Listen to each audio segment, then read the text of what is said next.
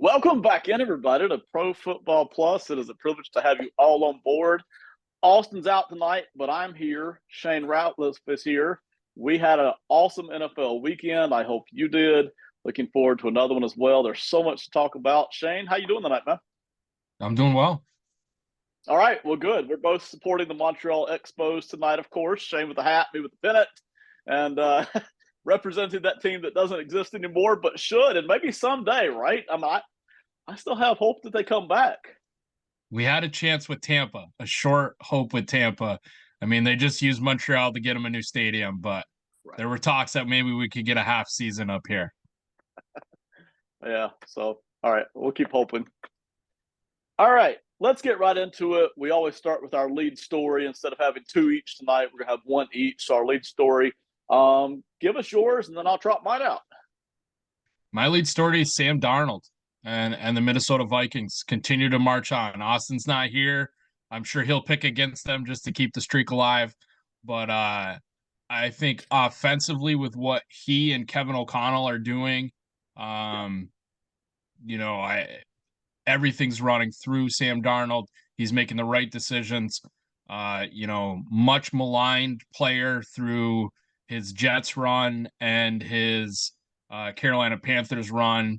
And, it seems like with a different offensive mentality, a little bit longer in the tooth for him as well. He's looking like a premier quarterback right now. So He is. I love it. I'm all in favor of as much anarchy as we can have at the NFL level. The Vikings are providing that. They're not the only team, but the Vikings are doing it. That Brian Flores defense is being confusing and aggressive and everything that you would want out of a defense. I love it. We're in contact with several Vikings fans on this network and a couple of other networks we're part of, so they're all excited. They haven't even really caught any breaks yet this year, and they're still winning. Okay, so I love it, man. Hats off to them. They definitely deserve the lead story a category. This is another team that, again, it's no secret here, but lead story category for me, and that's the Commanders. 2-1. Jaden Daniels had by far his best passing night last night on Monday Night Football, and by all accounts looked tremendous and had one just unbelievable throw with a man in his face and total chaos before the play even started on the line of scrimmage. And I heard the announcer say they didn't have even enough men on the field. I didn't go back to count. I don't even care, but it was a completely chaotic play. And Daniels just shoots one over the defender to the receiver for a beautiful touchdown. So the Commanders, listen, they are one of the most long-suffering fan bases for a long time. I mean, it's just been coach after coach, quarterback after quarterback, nonsense from ownership. And for them to be 2-1 with a rookie quarterback that looks like he's going to give them some hope for the next few years, doesn't get any better than that right now. So enjoy it, Commanders fans. Hopefully there's a lot more to it. That's our lead story. We're going to do one each tonight because we've got another segment we're going to put in. Who needs some more attention, Shane? Who needs the spotlight a little bit more? this was a tough one for me. I didn't go with a single team on this. I went with coaches on the hot seat. I think the teams that are behind right now, it is desperation mode. And I think you look at like a Cincinnati, the Giants end up pulling one off this week, but what does that become? If you're Dallas, you had high hopes. You didn't look great. I think some of these coaching staffs are definitely on the hot seat. They are. It's early, and there's already some. Man, are they on the hot seat? And listen, I'm all for the talk, man, because we're all thinking about it. We might as well be talking about it. Some seats getting really hot right off the bat. Mine is going to be the Packers, specifically Matt LaFleur, but that whole team. For Jordan Love to go down, because again, I'm not yet convinced that Jordan Love is the franchise savior. He's shown a lot, and I think he's going to be way better than I ever thought he was going to be. But that aside, he had all your hopes, right? And for him to go down with an injury and for you to be looking at maybe 0-2 or 0-3, that's a rough start to the season. And I don't know, that's not going to be easy to dig your way back out of. Well, they don't have to worry about it because instead of being 0-2 or 0-3, they're 2-1. And they're doing a tremendous job. Oh, my gosh, the defense is playing solid. And I know they haven't necessarily played the strongest teams, but who cares? They are 2-1. Jordan Love will be back here. I haven't yet checked to see if he'll be back this Sunday or maybe the following week or two, but he's closer than everybody thought, kind of at first blush.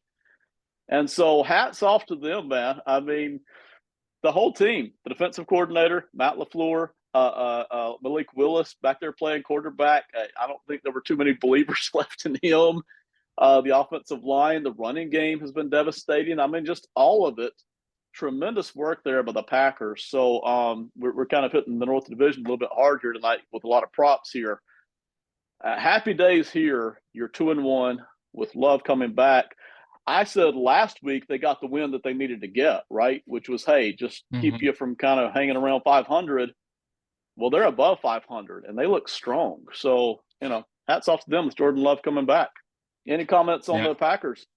I think that's a great choice, Ben, and I think Matt LaFleur definitely deserves credit on that, because for him to make the moves that it's a completely different offense having to have Malik Willis in there. Like, they're running some college option things that he did at Liberty. They've definitely mixed in there. You have a center throw up on the ball, so he runs a play as opposed to trying to throw it anywhere. I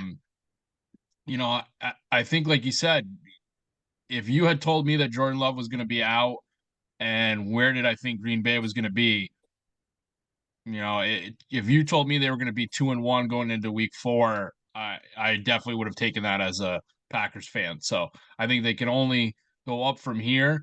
I think the only other team that I would have mentioned in this would have been Pittsburgh, because if you told me that you were going to have 2 new quarterbacks and that the second string of those new quarterbacks was going to lead me to undefeated, I'd be definitely happy with that. So Mike Tomlin, because of course he listens to my podcast and stuff, I must have pissed him off when I told him he wasn't going to make the playoffs this year, right? I said he'd be, 8-9 or whatever. And he's just starting off 3-0 with a game against the Colts that is very winnable this week. So, he's trying to blast that out of the water before we even get to Thanksgiving. He's got his playoff spot locked up by then at this rate. Thank you, Mike. Let's move on to another segment. Tonight we're doing Crow Like a Rooster, where we get to brag a little bit about something we were right on. Now listen, nobody in this business is right all the time, not even close. And here in a week or two, we're going to have a segment where we talk about where we were wrong. But that's not tonight. Tonight, Shane, me and you get to pick out something that we were right on, that we just nailed it. And maybe it's still a little early, but we really feel like we've seen enough here that we're on something here. So, Shane, give me yours, man. So I'm going right to my own fan base, and something you were quick to pat me on the back for, Ben. And I had gotten a lot of comments from people who watched us here. I had mentioned this on another podcast about what was going to happen, and that was Drake Maye getting into the game for the Patriots. A lot of people thought that I was crazy, thought the Patriots were crazy. I agree. I wouldn't have played him, but I was asked, did I think it was going to happen? And in this case, I was right. I think the Patriots now have doubled down on, hey, look, he's the quarterback of the future. He's not the quarterback now.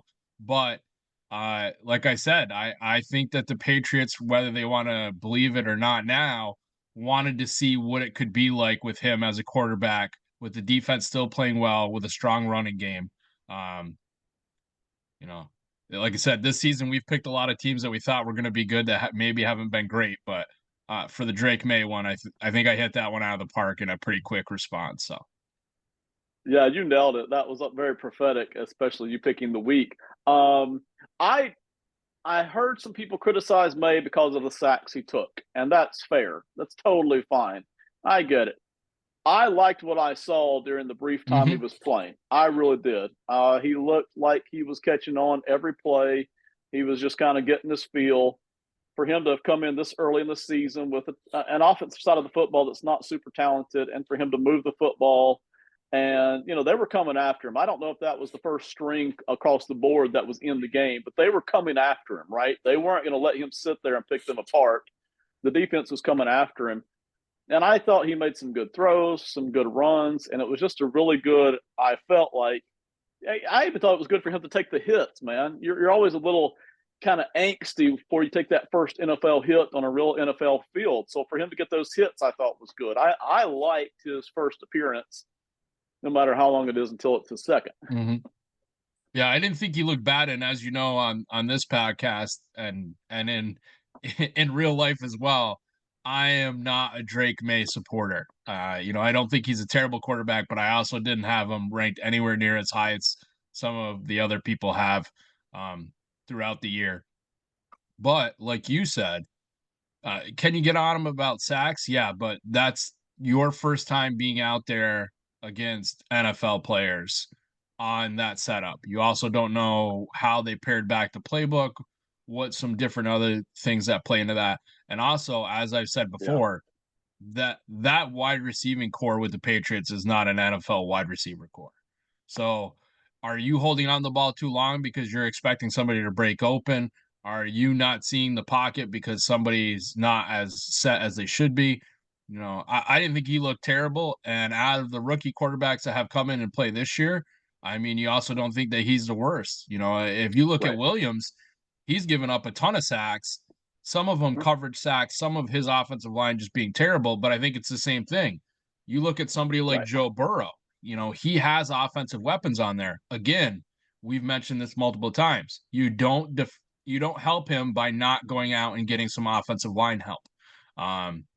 You let a power running back go away. I think the Texans are very happy that they made that decision. And, it starts to roll downhill. It does. It really does. And I'm with you. I probably I feel very certain I liked Maye better than you did coming out of the draft. But I also didn't feel like he was up there in, say, projection-wise, the Caleb Williams, C.J. Stroud realm, who I liked way better when they were coming out of the draft. He's more like a guy to me. It's like, hey, gives us a chance, gives us some hope, and here in a season or two, if he doesn't work out, then we're back on the next rookie quarterback rotation if we want to be. So I was glad they drafted him, but again, it's not like I'm looking for him to save the franchise either. But early appearance, it looked okay. I was happy with it. So hope for the Patriots fans. My rooster, my chance to crow here tonight a little bit is going to be the Eagles tush-push situation. I have been privileged to watch the Eagles all 3 weeks that they've played so far.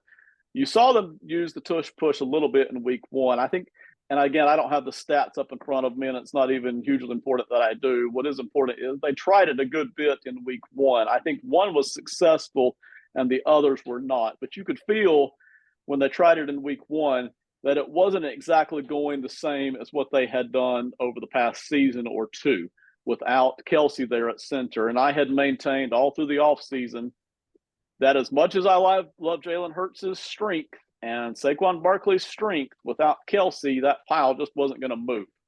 And you can see that in the Eagles' play call in the past 2 weeks, because whenever they're in 3rd and 3 or 3rd and 4, they don't run the football for the most part. It's pass, pass, pass, pass, pass, because they're not trying anymore to set up 4th and a yard or 4th and half a yard or 4th and a yard and a half. They're moving off of that. And listen, maybe Kellen Moore was never going to be a huge, tush-push kind of a guy anyway, right? Maybe that just wasn't going to be his thing. But having tried it in week one and not shown the strength, the muscle flex that they had last season or two with it, you can really feel them moving away from that. It's all but disappeared the past couple of weeks. They even had a chance to do it on 4th and short against the Saints on Sunday, and they ran a kind of a sideways play instead. They didn't even try it at all. So no reflection on Hurts or Barkley. It's just never going to be the same again without Kelsey there until somebody at center is able to do anywhere near the same thing, and that's just not likely. So it's still early. Maybe they do something different with the tush-push, but don't expect to see anywhere near that same dominance with the tush-push without Jason Kelsey. I'm actually going to come back to the Eagles a bit later in this show, so Eagles fans, hang on. Here comes the old struggle bus, Shane. We got quite a few people on here already. The Bengals defense, the Giants period. We even got Brian Dable driving the thing. Caleb Williams is on here. Kirk Cousins is on here trying to play his way off the old struggle bus. Carolina's not the sponsor anymore, thanks to their big win, right? But they're still on here until further notice. And you'll notice I've got a new sponsor here for the struggle bus. It is the poor old Jacksonville Jaguars, man. My gosh, they didn't look great in the loss to the Dolphins, but they had a chance, right? They didn't look good in week 2. And then, oh my gosh, they just got the doors blown off by the Bills. If that Bills Dolphins matchup that we just saw, if that had been an MMA fight, it would have been called, after one round. I mean, that was a merciless, bloody beatdown. It was over by halftime with the Jaguars. Sorry, I think I said Dolphins a second ago, but with the Jaguars having no hope at all of coming back in that game. They are struggling. Everybody knows it, and heads are going to roll by the end of the season, if not earlier, if they don't do something here. Yeah, I mean, like you said, I fully support the sponsorship of the London Jaguars. I mean, they have not been pretty for a couple of years, Right. but the offense does not look great. Like you said, the Bills really put it on them as well. If you're Jacksonville, I don't see any positive of that game. No. Dominated offensively, defensively, even special teams wise. I think they got fully outclassed by the Bills. Yeah, I mean that's just ugly across the board. You're right. What's the bright spot? I can't find one. That game was so awful. Before you tell us your struggle bus participant for the week, I'm going to let you know, and our audience too, here in a week or two, we're going to have our panel have the chance to take people off the struggle bus. So, old Kirk Cousins is sitting here. He's trying to play his way off of that, and I think he will. And Caleb Williams is still struggling, but at least he put up yardage this past Sunday, right? So that was a kind of a step forward in spite of the sacks and the interceptions. And Brian Dable and the Giants got a win. So hats off to them. I know Yusef, our old buddy, is happy about that. So we'll see if some of these teams and people can play their way off the struggle bus. But who's going to hop on board tonight, Shane? See, I feel we already have the Bengals, so I didn't want to just push them up on the thing, but I put the Dallas Cowboys defense. Yeah. I think the last 2 weeks they have showed some real issues. People are starting to talk about how maybe Zimmer's defense is becoming more predictable. There's a lot of offensive coordinators that were born out from underneath that, where that kind of was the attacking defense for you to try to model your offense to fit against. But yeah, I think Dallas has struggled again. We talked about this over and over again. It's a talented team, but when push comes to shove, they're going to lose games that they shouldn't lose. Right. And their backs are against the wall again. Like you said, the Giants did not look good, but they got a victory out of there. Philadelphia is not as strong as they could be. Dallas does not look great. So I think that defensively for Dallas is a bigger issue than what I thought they were ever going to have to deal with. Yeah, and when they don't have a lead or a big lead, they can't cut the pass rushers loose in the same way. It's just not the same defense. But they even when the game's competitive, it still doesn't look like it looked last year. It looks worse. Even forget the leads and the edge rushers. It does look worse. Real quick, do you like, and because you've seen Zimmer for years, do you like Zimmer as the DC? Do you think they can get it figured out, or would you toss more of that burden over on the personnel side of things that, hey, we just don't have enough strength up the middle or whatever? I mean, when you go with Dallas, it's hard for me to not go personnel. It's Jerry Jones, it's Stephen Jones. They can say that there's, other GMs, there's other things, but those guys are the ones that are making the decisions. Everyone that says that when they come out, that's the way it is. Would I probably have dipped back in and brought Zimmer back? I wouldn't. I think he's had health issues. He's had a lot go on in his life as well. Not to take that into consideration in this side, but Minnesota towards the end of his time, they got sick of listening to him. They didn't compete as much as they did before. And when I see Dallas's defense right now, I think that compete's an issue. and that wasn't really a concern last year. And then you look at the former coordinator Quinn. Yeah. When you look at the Commanders, all right, do they have everything clicking? No, but they're going to go out and they're going to compete for the entire game.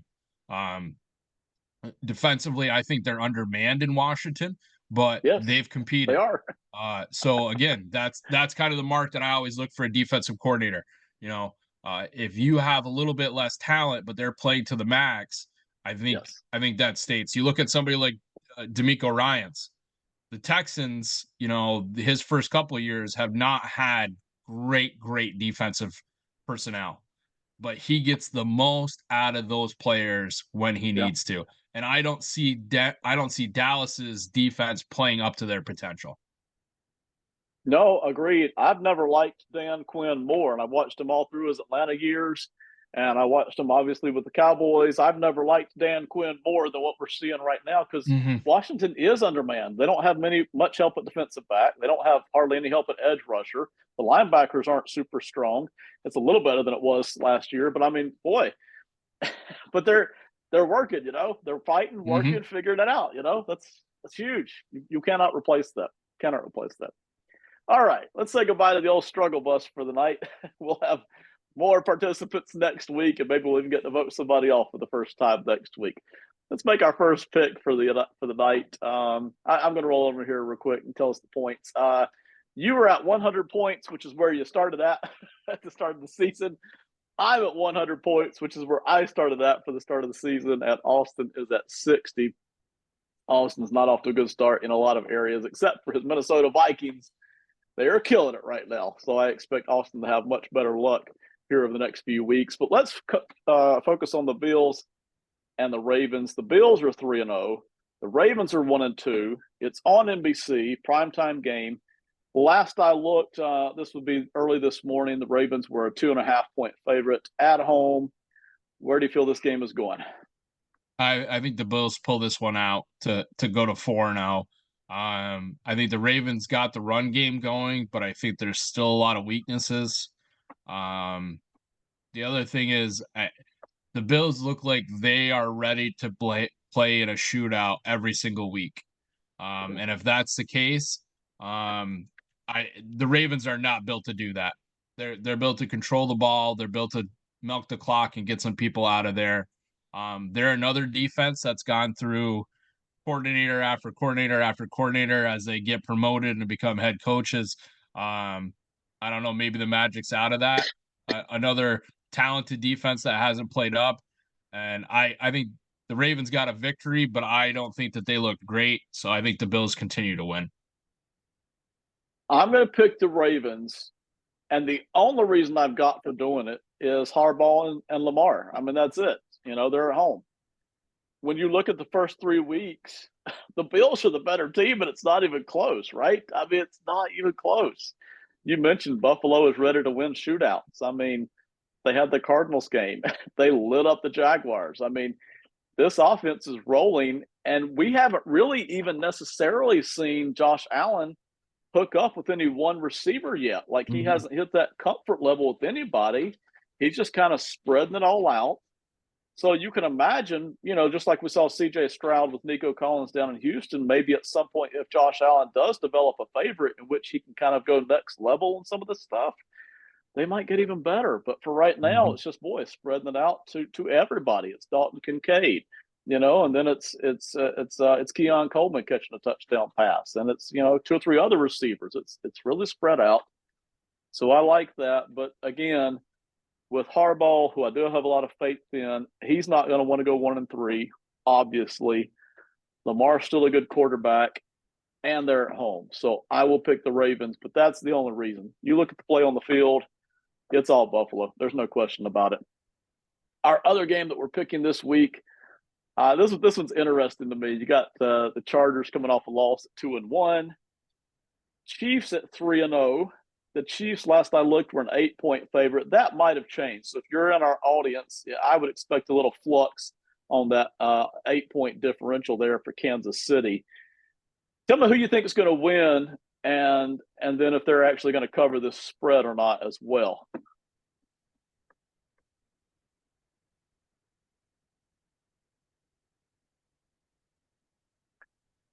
And it looks like we're having a little bit of technical difficulties. Can you hear me now, Shane? Yep, I got you, Ben. All right, awesome, man. So Go ahead. I kind of, as you already hit, the big thing for the Chargers, I'm on that Jim Harbaugh bandwagon. I think that the Chargers are definitely a different team. Problem is their quarterback is not full strength. The Chiefs can score points in bunches, and I think it's going to be real hard if the Chargers can't control the ball. So I'm going the Chiefs on this. I don't know if it's an 8-point. I think, like you said in the beginning, that's a little high right off the bat.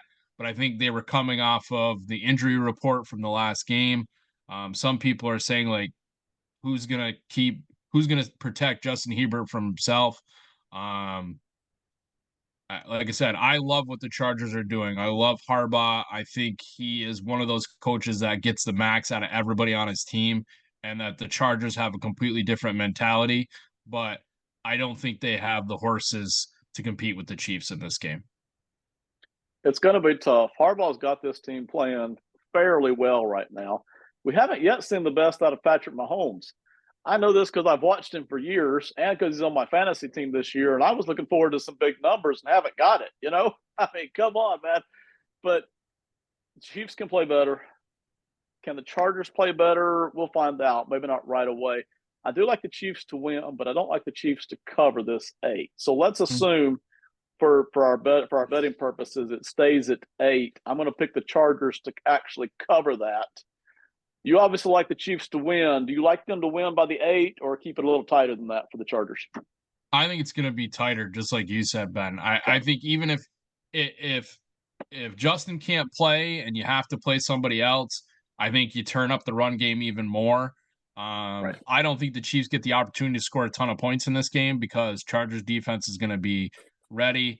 I mean, Derwin James takes the suspension for too many personal fouls, but the run game, even against Pittsburgh, who has a very stout defense, was still good. And the Chargers were not blown out of the water by a Pittsburgh team that's, really picked up some steam right now. The Chiefs have shown some weaknesses this year. Like you said, you hate to knock Patrick Mahomes, but he has not been himself. I think part of that is trying to work in for, how many years in a row has it now been that he's had to work in, a brand new wide receiver, and how many times have they really had a number one wide receiver? You also look at Travis Kelce, his numbers are down. I don't know if that's a great mark on how he's playing, more that defenses are starting to really see that he's the number one target when they worry about that. It's tough. I think if this was 2 fully healthy teams, I think the Chiefs are going to be able to pull up, like you said, at an 8-point margin. I think the Chargers will keep it tight enough. I'm in the same boat. This does feel like a tight game to me, but there's no way I'm picking the Chargers to win here. I like the Chiefs to win. Should be fascinating. The Kelce thing is interesting. You mentioned it. It's easy to say, has he lost a step? But we haven't even gotten a chance to see if he's lost a step. We just see that the numbers are down. I think you're more on it. I really feel like, as opposed to assuming that he's lost a step, why don't we just assume that Kansas City is trying to work the ball to these other new receivers, kind of get them broke in early in the season? But more to the point, as you said, the defenses are being like, hey, let's take away Kelce and let's make somebody else beat us until they prove that they can. And that's where you were going with the other defenses. So I'm inclined to think that until I actually see that Kelce has lost a step. Bring it back through the old struggle bus and the rooster. It's time for our final 60. I'm actually going to go first tonight because mine's a little bit long-winded here. So I got to watch. I've been able to watch the Saints and the Eagles all 3 weeks so far. It's unusual that I get to do that, but I got to watch the Eagles and the Saints play. This was a tight game that could have gone either direction. There's no question about it. And the Eagles looked awful, dreadful for the first 2.5 quarters. And there were a lot of Eagles fans who I'm sure were ready to start the fire Nick Sirianni stuff because there was some ugly things going on in this game. But hats off to them. Second half, starting somewhere in the middle of the third quarter, they started cranking things out. Saquon Barkley, and then a pass here to Goddard, a couple passes, and that was it, you know? So hats off to the Eagles for winning. But what got my attention was what the Eagles did to stop that Saints defense, which had lit up, you know, two teams during the first 2 weeks to the tune of, you know, plus, you know, 40 points, give or take, per week. Just phenomenal. And so there's a couple of things that the Eagles did. And again, this isn't deep XO, this isn't deep technician stuff, and this isn't even how. It's just some of the overall strategies that they did that I thought were very effective. And other teams are going to copy this until the Saints show that they can operate off of it. The number one thing that they did is right over here is take away the deep route to Rashid Shaheed. Okay. In both the other weeks, the Saints had hit deep stuff in the first quarter. I mean, even before they established the run game, which they established very well, they were, boom, Shaheed over the top, touchdown, just kind of shocking the other two defenses. And the Eagles determined very early on they just were not going to let that happen, that was not going to happen. The number one thing they were going to take away was Shaheed deep. He is not going to beat us deep. And sure enough, the Saints went 0 for 5 to Rashid Shaheed right here on these deep routes. 0 for 5. They almost got one. They almost caught the Eagles sleeping a little bit somewhere in the middle of the game. They almost caught it, but the pass rush was in Derek Carr's face. He underthrew it by just a little bit, and the Eagles defender was right there to stop that. But the Eagles, I didn't look up the stats to see how much they played too high versus how much they just rolled a safety over the top of Shaheed. But they had a cornerback on him all day at the line of scrimmage, and then they had a safety over the top all day, and they said Shaheed is not going to get deeper than we get. And he didn't, except for that one play, 0 for 5 to Shaheed. So that was phenomenal. I really liked that. The second thing that they did was they played a five-man front for most of the game. So Zach Bond, who is their linebacker, he's not an edge, he's a linebacker.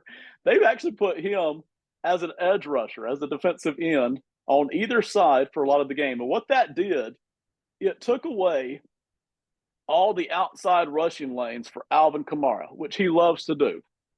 They can run inside, but he loves to get those outside running lanes where he can catch in space. But by having this five-man front right here, which Zach Bone was a part of, it allowed the Eagles' defensive line to cover both edges and keep Alvin Kamara tucked inside the entire day, just tucked inside. He almost rarely got a real big run on the outside. So now you've stopped the deep stuff, and you've kept Alvin Kamara contained, basically. And then the third thing that they did, part of this was accident, part of it was on purpose. The two inside defensive tackles for the Eagles, Jalen Carter and Jordan Davis, both Georgia guys, dominated the middle of the Saints offensive line. Now that got a whole lot easier after Eric McCoy, the Saints center, was injured early in the game. He's been phenomenal. He got a slow start to his career, but he's been phenomenal the past year or so. The very second he went down, you could see what was already a good Eagles defensive line up the middle. You could see them dominate. So not only did they make it hard to run the football inside, but now they're getting pressure on in Derek Carr's face all day long. And that was a combination of, hey, we know we're good inside, so we're going to funnel everything inside, and the Eric McCoy injury, which brought in a backup center, and the Eagles just dominated the day there. So those were the things that the Eagles did. A little bit of luck there with the McCoy injury, but really the other two things really kicked in, and that's how they kept the Saints offense from rolling and racking up a whole bunch of points. You know, and I'll close with this, my little final thing here before we get to your final 60. For some reason, the Saints really didn't adjust off of that throughout the second half. They knew Kamara wasn't racking up big yards, but they kept handing him the football. 26 touches he actually got. And what should have been open, I'm going to switch to my pen here for just a second. You can't take away everything, right? Unless you're just talent-wise better across the board, you can't take away everything. So what should have been open here for the Saints was everything over the middle.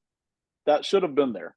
You should have been able to do meshes. You should have been able to do shallow crosses. You should have been able to even mix in some deep crosses because the safeties are up and you don't have as many linebackers here. All of that should have been open, and yet the Saints really never went to that as much as I thought they should have. Chris Olave was 6 of 6. He had 6 targets, 6 catches. And I really felt like they should have taken some of those Kamara touches and given them instead to Chris Olave. Now, listen, that's easier said than done when Jalen Carter and Jordan Davis are in your face, right? But that's what was there. That's what was sitting there, and the Saints really never took advantage of that. So good on the Eagles for this. The Saints, I thought, didn't adjust. Maybe they will in future weeks. Until they do, the Eagles defense, or other defenses will be trying to copy some version of this against the Saints. All right, that's it. It's a little bit wordy for my final 60. Time for yours, Shane. So, Ben, I loved your final 60. For me, my passion is offensive line play and the run game. So Yes. I agree with you on the McCoy coming out. And to kind of play off that again, my final 60 is academy football. If you love watching the ball be ran down and just sheer dominance against defenses, if you got a chance to watch Army or Navy this year, Air Force is kind of in a rebuilding year, but the two offenses for them, both classic flexbone offenses where you just feed the fullback until they stop it, and then when they do, you pitch it to the outside. Both quarterbacks, Horvath for Navy and Daly for Army, had an absolute field day. Both of them were close to 500 yards of total offense for each of them. Navy went through a coaching change. Ken Niumatalolo, he went to UCLA for a year. He now has resurfaced as the head coach out West as well. He had the offense running. Then they hit a real hard streak, and it didn't go well for them. They brought in a active head coach to be their offensive coordinator. Brought him up from the FCS division, and they are running the ball dominant again. Jeff Monken has been a long-time flexbone guy.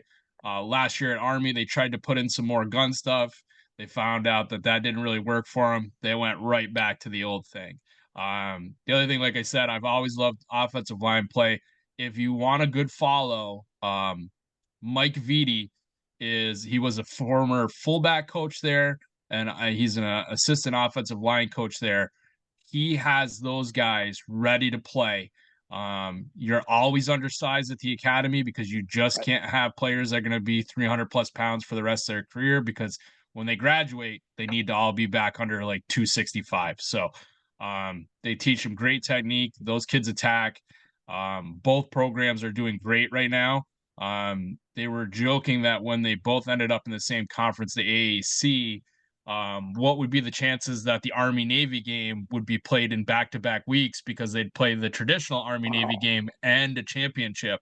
And right now, if you're looking at the AAC, both those teams are powerhouses. So there is a chance that you're going to get to see that game played twice.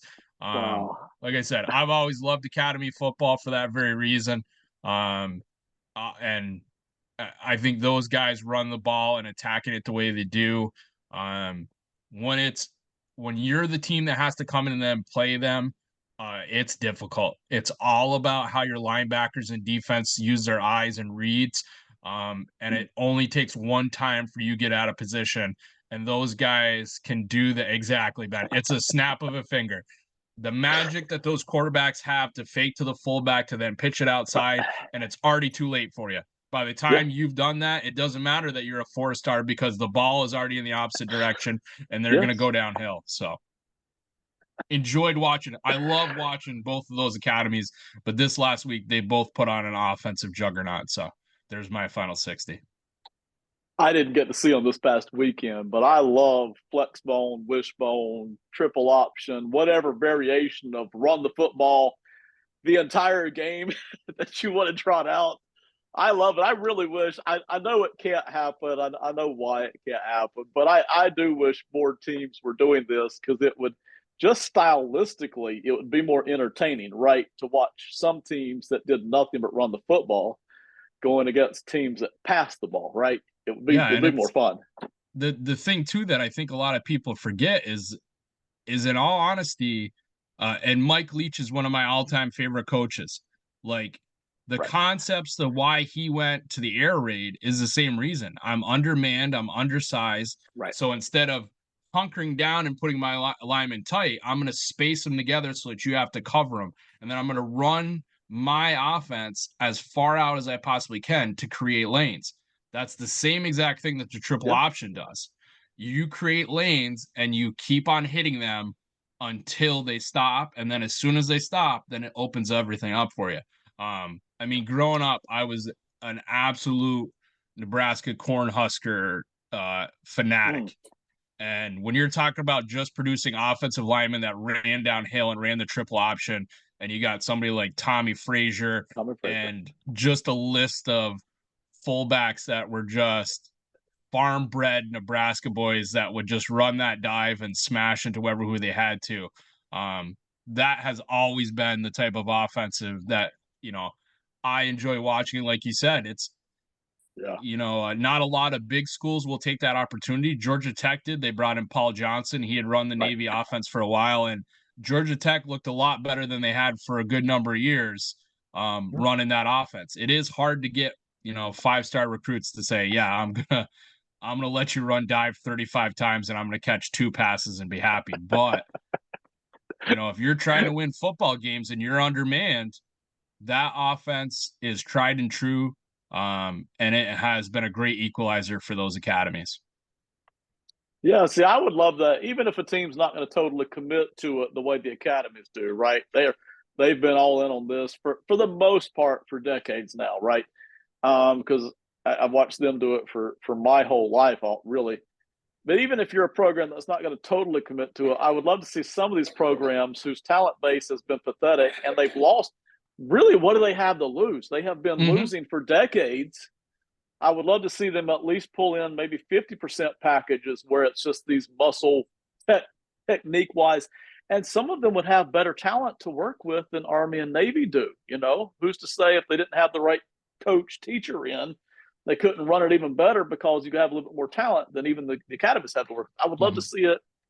They don't seem interested. So, well, and the thing is, you see a lot of teams that do like to do some specialized offense. Missouri is one of the teams that I like to watch because they do an awful lot of elements of the triple option, but they're running out of spread formations. They'll bring backs around, in a flex. They'll run wide receivers back across where you can play it off and tell your fan base that look how wide, our offense is. But in all honesty, that's still a dive. Like whatever you want to call it and how wordy you want to make it, it's the same reason why the Shanahan's offense works. Like, in all honesty, doesn't matter how you get it, you're still going to have a fullback, you still have a tight end, you still run power, so it's like there's a multitude of ways that you can change it around and make those different things look. And I completely agree with you, Ben. I mean, if I'm a coach and I was going to get lambasted for not competing and I'm not going to be against it, the easiest way for me to do that is let's make sure my guys are great. Like, you want to close down your playbook. Let's get it to where we can just, and like you said, the difference is that at those academies, those guys practice against that every single day. They have those steps down. It's difficult to train your quarterback to be able to pitch and do all those other things because nobody is doing that on 7-on-7. I need a tailback there to catch a pitch. I need somebody that's going to be able to do that. I need to work on those steps. And it's a balance of, does my offensive coordinator want to do that? But yeah, I mean, I love watching that. If you're looking for a Twitter follow, Last of the Fullbacks, he has a podcast that's coming out too, but he follows all those run game stuffs. He does great breakdown. Actually, you talked about the Saints. He did a great breakdown before this loss, but on what that offensive line was doing. And he keeps track of the dwindling number of fullbacks in the NFL. So I know. And listen, it's not just sentimentality kicking in here. There is always, and again, to me, it's no different than boxing. Fighters, styles matter. If you're a lefty, that matters. If you can play defense, that matters. If you're quick and you can move quick, that matters. The styles matter a lot, And so it's no different in football, which is basically just a fight between 22 people, The styles matter. So when there's advantages to be taken there, don't get rid of them. You don't have to use them the whole time, but, keep a fullback there for advantage purposes, that sixth offensive lineman, if you will, who can also catch a pass, I would love to see. You mentioned Nebraska, man. Listen, they, even before I was born in the 70s and the 80s, or in the 70s, they were running a lot of this stuff, but they had perfected it by the 90s, and they never had a guy like Tommy Frazier before who could run it the way he could run it. Mm-hmm. And then you start bringing in those talented running backs like Lawrence Phillips and company, and my gosh, you talk about just being dominant every single week in a way that really nobody could stop. It was a thing of beauty, man. They were competing with Florida State and Miami and Notre Dame, and they were winning more than their fair share of those matchups, man. It was awesome. Loved it. Yeah, like you said, I agree, and I agree with the fight mentality. I would, and I also think as an offensive coordinator, having a power run game and knowing that you can get the short yardage, it lets you play with an actual 4 downs. Like you said, Philadelphia was so dangerous before because that tush push, they knew if it was, they could run whatever they wanted. 3rd down, if you can get me to about 4th and 3, 4th and 2, I trust that we're going to get it. Now they're the exact opposite. It's now on 3rd down. I have to get a 1st down or we're kicking the ball. So you've evaporated that down for them to where before you used to already be prepared. If we get it within close, we're going to tush push. We're going to get those yards and we're taking it off. The other thing, talk about all that offensive line. I think you've mentioned it twice. Losing Kelsey really hurt Philadelphia. McCoy going out for the Saints, he is a true leader of that offensive line. For years now, the center position has always been the spot where you move the guy that wasn't big enough to be a guard, he wasn't big enough to be a tackle, and you did that. However, you always ask the center to make all your reads and make all your other things. Now with quarterbacks having even more on their plate, you see Kelsey gone, and he kind of had to cover for Hurts because he said, look, yeah, I made those calls, but that's how we did it. That's not because he couldn't. But then now you watch that offense again, it's not the same offense. And Cam Jurgens is a Nebraska guy. He knows how to play center. It's not so much that, but he is not at the level of Kelsey. You cannot just replace him with any player. And it's interesting. You look in Tampa Bay, Graham Barton was a tackle at Duke. They moved him back to center because of his athletic ability and his ability to control an offense. Like now we're going to go back to where we're going to start taking talented guys early on, moving them to center. And you're going to see that that's going to be a position where some linemen may start to get some money. I agree. And listen, boy, you're hitting on everything here. Again, most talented people are going to push out the tackle. I get that, but that doesn't mean that your suckiest offensive lineman has to go to center at any level, high school, college, or it doesn't mean that the position is unimportant. You still need to dedicate some talent to it. And listen, you triggered something there. You could see that in the Eagles Saints game for Jalen Hurts on Sunday. The play clock was constantly running down because Hurts is doing more thinking out there now than he had to used to because Kelsey was handling some of that. It's not that Hurts can't do it. It just takes more time to do that because you have more to do. 100% agree on that. Absolutely. And boy, you could see that with the Eagles offense. And you're right about it affects play calling. It doesn't just affect 3rd and 3, which is what I was talking about earlier. But if you know you can play with 4 downs, that tush push is basically money for you. It affects what you call on 1st and 2nd down too. It really changes the flow of what you can do. You can call so many more things. You can take more risks because you know, even if I'm only at 3 yards per play, by 4th and 1, I can cash in. You know, it just changes everything. You're not looking at 4 yards of play anymore or 4.5. You're looking at 3 yards of play. It really allows you to do so much more in almost any direction you want to take it. Yeah. I also think like you're talking about center. You mentioned like you have somebody like Jalen Carter and you have Davis over the top of you. Like though the quickest route to a quarterback is still a straight line. If I'm a DT and I plow through that center, I guarantee you that's going to be troubles. I would always, as an offensive play caller, have to deal with the guys on the outside. There's tricks of the trade that I can do to slow them down. I can run screens underneath. I can shift some people out. I can move protection to them. I can't add more people to directly in front of me. And if I am under center and you throw him into my lap, I'm going to have problems. And that's something like when you take like that's what Aaron Donald's big skill was. You would triple team him. You'd have a center, a guard, and maybe chip him with a back, and he would still push those guys and ruin that pocket for you and let those ends come back around. I've always wondered why the centers didn't get more publicity for what they have to do and the beatings that they take, and they're normally undersized.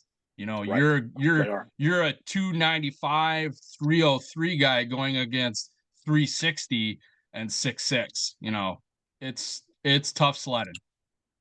It is. And listen, all things being equal, if you give me, say, an Aaron Donald versus any of the top edge rushers, I want the Aaron Donald because it's quickest path up the middle. It's pushing the pile. Even if he doesn't get there, I'm in his face, affecting the quarterback's presence, if you will, distracting his mentality. I'd rather have that. There's no end. And listen, edge rushers are still going to be great and have an influence, but there's no end to the number of things I can do to try to account for that. I even watched 2 or 3 years ago when J.J. Watt was still killing it for the Texans. I think it's J.J. I get the names mixed up. Anyway, when Watt was still killing it for the Texans, on some plays, I don't remember who was playing that night, they just ran the ball away from him. You know, they just rolled the quarterback out, ran the running back out. I mean, the whole night he's chasing everybody down. He's never going to get there. You know, by the time he gets there, the play's over.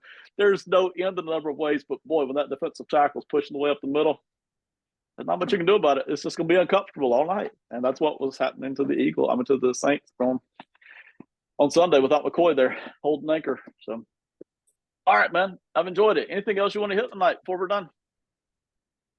No, I think that's it, Ben. Like I said, I look forward to next week, see if some of these teams can continue the undefeated streak. So, yeah, the undefeated teams are fun to follow, and we'll have another Rooster segment next week as well, another struggle bus. Hopefully Austin will be back.